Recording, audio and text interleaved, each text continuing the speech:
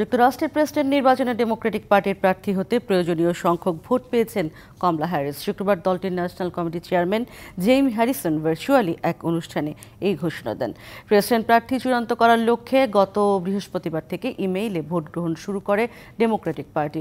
আগামী সোমবার সন্ধ্যা পর্যন্ত পছন্দের কথা জানাতে পারবেন ডেলিগেটরা। অবশ্য ভোট গ্রহণ শুরুর ৩৬ ঘন্টার মধ্যে কমলা মনোনয়ন পাওয়ার জন্য তার প্রয়োজনীয় সংখ্যকের চেয়েও বেশি ভোট পেয়ে গেছেন।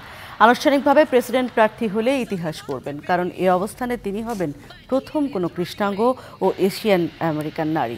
ভার্চুয়ালি ওই অনুষ্ঠানে কমলা বলেন, প্রেসিডেন্ট প্রার্থী হিসেবে প্রতিনিধিরা পছন্দ করায় সম্মানিত বোধ করছেন। আগামী সপ্তাহে আনুষ্ঠানিকভাবে প্রার্থীর মনোনয়ন গ্রহণ করবেন তিনি। চলতি মাসের শেষের দিকে শিকাগোতে দলের সম্মেলনে যোগ দেবেন কমলা। সবকিছু ঠিকঠাক থাকলে আগামী নভেম্বরের নির্বাচনে ভারতীয় বংশোদ্ভূত কমলাই হতে যাচ্ছেন সাবেক প্রেসিডেন্ট ও রিপাবলিকান প্রার্থী ডোনাল্ড ট্রাম্পের প্রতিদ্বন্দ্বী।